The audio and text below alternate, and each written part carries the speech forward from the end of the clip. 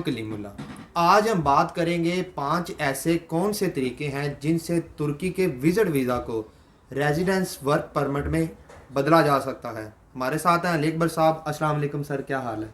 जी वालेकुम अस्सलाम। मैं ठीक हूँ, अल्लाह का शुक्र है। आपका क्या हाल है? अल्हम्दुलिल्लाह सर, मैं ठीक हूँ।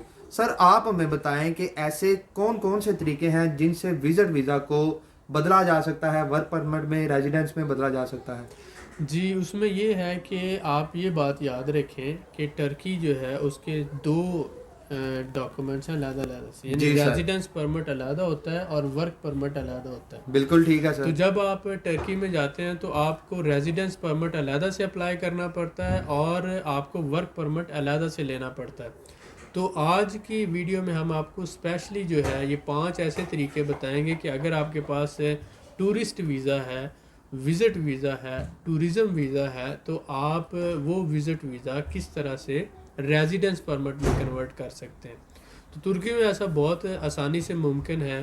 तुर्की के ऐसे कानून हैं कि आप टूरिज़म वीज़ा को या विज़िट वीज़ा को आसानी से रेजिडेंस परमिट में कन्वर्ट कर सकते हैं। तो ऐसे 5 तरीके हम आपको बताएंगे, जिसमें सबसे पहला तरीका तो ये है कि आप जब टूरिज़म वीज़ा पर जाते हैं, विज़िट वीज़ा पर जाते हैं, तो आप वहाँ पर किसी भी प्रॉपर्टी का 1 साल के लिए रेंटल एग्रीमेंट करते हैं और 1 साल की मेडिकल इंश्योरेंस लेकर आप अप्लाई कर देते हैं टूरिस्टिक रेजिडेंस परमिट के लिए। तो वो जो टूरिस्टिक रेजिडेंस परमिट है उसकी गवर्नमेंट फ़ीस चार्ज करती है, वो आप फ़ीस पे करते हैं।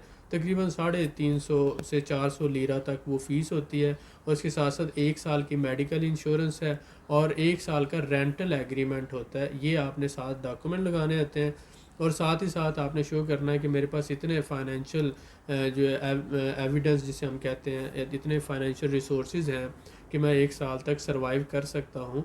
तो आपको इस बेस पर तुर्की का 1 साल का रेजिडेंस परमिट इशू हो जाएगा।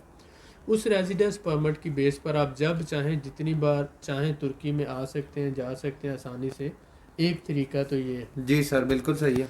दूसरा तरीका क्या है कि आप तुर्की के अंदर आप प्रॉपर्टी ख़रीद सकते हैं। यानी आप अगर 10,000, 15,000 या 20,000 डॉलर आपके पास मौजूद है तो आप इस्तंबुल से हटकर दूसरे शहर हैं, इज़मीर है, बुरसा है, दनीजली है, उसके अलावा दूसरे कोनिया आ जाता है, दूसरे बड़े बड़े शहर तुर्की के अंदर तकरीबन 250 ऐसी डिस्ट्रिक्ट्स हैं और ऐसे शहर हैं जहाँ पर आप प्रॉपर्टी ख़रीद सकते हैं।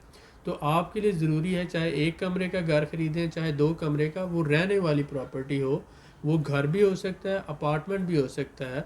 तो इस बेस पर आपको real estate residence permit issue हो जाता है। जी सर, बिल्कुल तो सही है। अगर आपने घर ख़रीदा है, चाहे वो छोटा है चाहे वो बड़ा है, चाहे वो 1 कमरे का है चाहे 2 कमरे का, चाहे वो 10,000 डॉलर का है चाहे वो 20,000 डॉलर का है, उस पर आपको 1 साल का रेजिडेंस परमिट मिल जाता है और आप आसानी से रियल एस्टेट रेजिडेंस परमिट अपने लिए भी ले सकते हैं।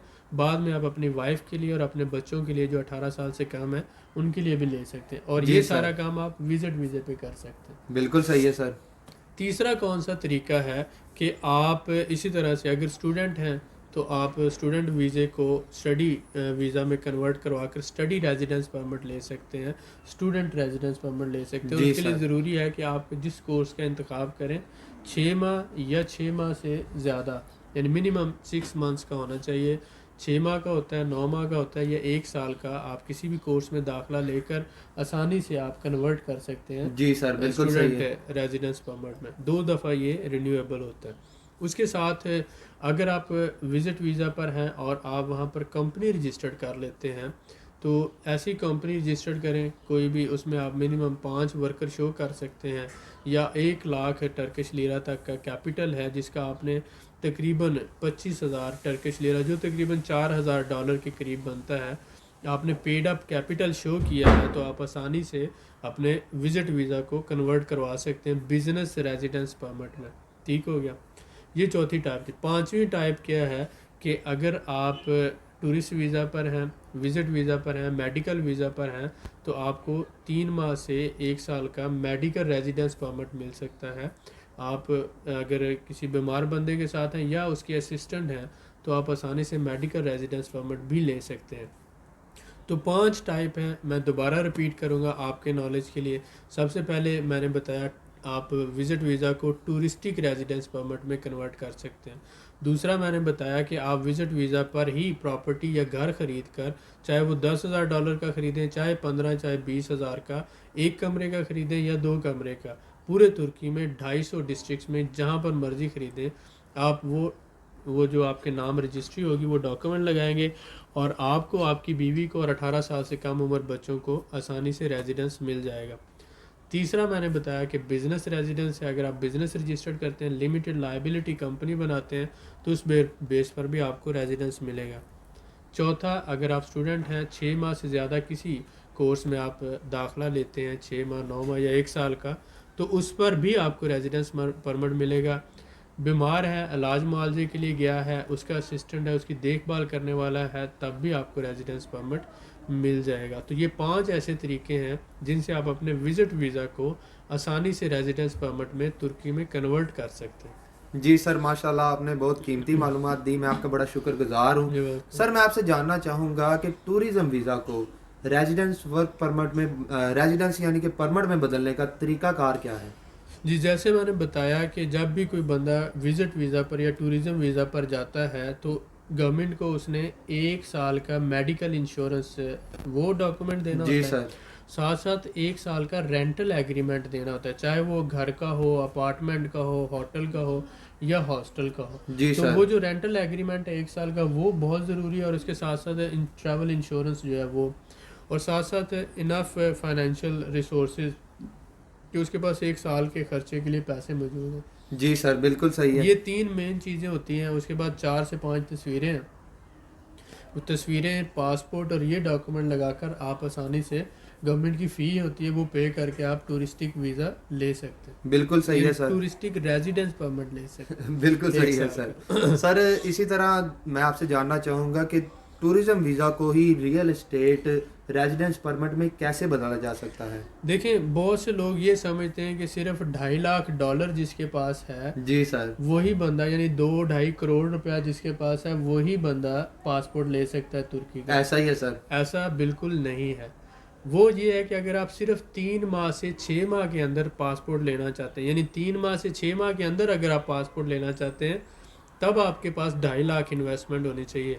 लेकिन अगर आप वहाँ पर रहना चाहते हैं, बिजनेस करना चाहते हैं, तो आपके $20,000 भी है, तो आप $20,000 का कोई एक घर खरीदें, अपार्टमेंट खरीदें, और उस बेस पर आपको 1 साल का रेजिडेंस परमिट मिल जाएगा और वो रिन्यूएबल होगा आपका, आपके बीवी का और बच्चों का, और 5 साल के बाद फिर भी आपको शहरियत मिल जाएगी। जी सर, तो बिल्कुल सही है। $20,000 कोई इतनी बड़ी इन्वेस्टमेंट नहीं है। तो इसको कहते हैं Turkish real estate residence permit या प्रॉपर्टी रेजिडेंस परमिट। तो आप ये सर्च भी कर सकते हैं, अगर आप पढ़े लिखे हैं तो गूगल पे आप सर्च करें टर्किश रियल एस्टेट या टर्किश प्रॉपर्टी रेजिडेंस परमिट। तो ये शॉर्ट टर्म रेजिडेंस परमिट होता है, 5 साल बाद आपको ये शहरियत के लिए आप काबिल हो जाते हैं। तो जो लोग 3 महीनों में लेना चाहते हैं उन्हें $2.5 लाख की ज़रूरत है। जो लोग नॉर्मल बिजनेस करना चाहते हैं, रहना चाहते हैं, सेटल डाउन होना चाहते हैं, 15 से $20,000 अगर उनके पास है, तो वह आसानी से कोई 1 या 2 कमरों का घर खरीद कर, ज़रूरी नहीं इस्तांबुल में ख़रीदें, इस्तांबुल महंगा है, जी सर। बहुत ज़्यादा कॉस्टली है। एक घर जो इस्तांबुल में $50,000 का, अगर साइड पे वही ख़रीदें तो वही $20,000 में मिल जाता है। ऐसा ही है सर। तो 250 डिस्ट्रिक्ट से पूरे टर्की के आप कहीं पर भी प्रॉपर्टी ख़रीदें, घर ख़रीदें, अपार्टमेंट ख़रीदें, तो आपको ये रियल एस्टेट रेजिडेंस परमिट आपको और आपके बच्चों को और फैमिली को मिलेगा। बिल्कुल सही है सर।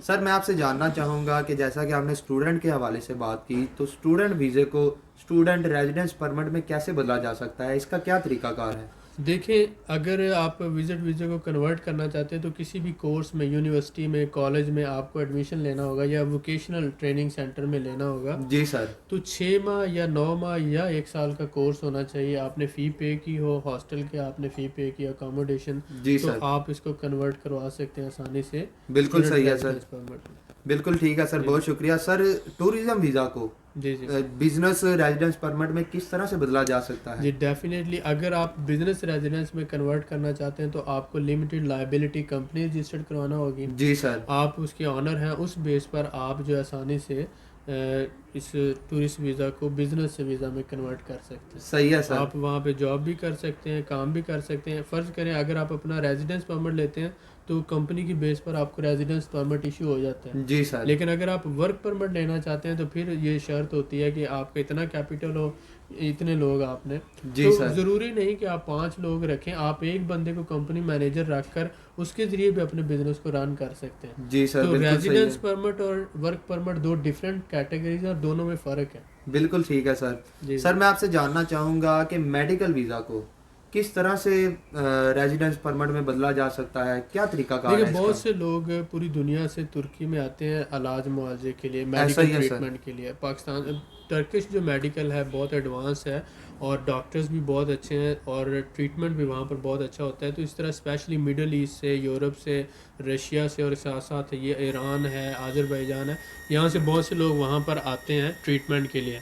तो अगर देखभाल के लिए असिस्टेंट है आपके साथ तो उसको भी वीज़ा मिल जाता है और आप भी अपना जो रिपोर्ट्स और अपना जो वहाँ पर जो आपका रेजिडेंस है या जो भी आपके मेडिकल रिपोर्ट्स हैं उनको लगाकर जब आप अप्लाई करते हैं तो आप रेजिडेंस परमिट ले सकते हैं और आपके असिस्टेंट को भी मिलता है जो आपकी देखभाल के लिए होता है ताकि आपका आसानी से वहाँ पर ट्रीटमेंट मुमकिन हो सके। जी सर, माशाल्लाह आपने बहुत कीमती मालूमात से आगाह किया जो हमारे भाइयों के लिए बहुत हेल्पफुल है।